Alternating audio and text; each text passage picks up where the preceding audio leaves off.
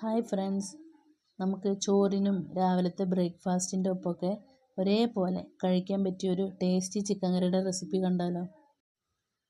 അതിന് ആവശ്യമായ സവാളയും പിന്നെ തക്കാളിയൊക്കെ കഴുകി നുറുക്കി വയ്ക്കുക.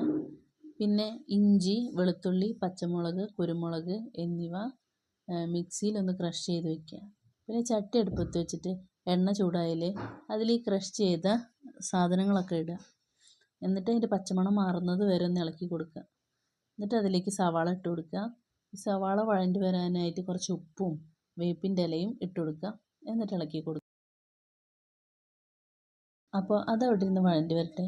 അപ്പോഴേക്കും നമുക്ക് അപ്പുറത്തൊരു ചട്ടി വെച്ചിട്ട് അത് ചൂടായ ശേഷം അതിൽ എരിവിന് ആവശ്യമായ മുളക് പൊടിയേക്കാൾ കുറച്ച് മല്ലിപ്പൊടിയും അധികം ചേർക്കുക. അതൊക്കെ ഓരോരുത്തരുടെ ഇഷ്ടത്തിനനുസരിച്ചിട്ട് മാറ്റം വരുത്താം കേട്ടോ. അങ്ങനെ അത് രണ്ടും കൂടിയിട്ട് ഒന്ന് ചൂടാക്കിയെടുക്കുക. അതിൻ്റെ ഒക്കെ പച്ചമണം മാറിയിട്ടത് ഈ പരിവായി കിടക്കുമ്പോൾ പിന്നെ അത് ഓഫാക്കി കൊടുക്കുക. അപ്പോഴേക്കും നമ്മുടെ സവാളയൊക്കെ വഴണ്ടി വന്നിട്ടുണ്ട് കേട്ടോ. അപ്പോൾ അതിലേക്ക് ആവശ്യത്തിന് തക്കാളി ഇട്ട് കൊടുക്കുക. ഒരു തക്കാളിയാണ് ഞാൻ എടുത്തിരിക്കുന്നത്. എന്നിട്ട് അതൊന്ന് ഇളക്കി കൊടുക്കുക. എന്നിട്ട് അതിലേക്ക് കുറച്ച് മഞ്ഞൾപ്പൊടിയും ആവശ്യത്തിന് ചിക്കൻ മസാലയും ചേർത്ത് കൊടുക്കുക. എന്നിട്ട് ഇതിലോട്ട് വറുത്ത് വെച്ച മുളകും പൊടിയും മല്ലിപ്പൊടിയും ഇട്ട് കൊടുക്കുക. കഴുകിയിട്ട് ചിക്കനും ചേർത്ത് കൊടുക്കുക. വെള്ളവും ഒഴിച്ചിട്ട് പാകത്തിന് ഉപ്പും ചേർത്തിട്ട് വേവിക്കാൻ വയ്ക്കുക.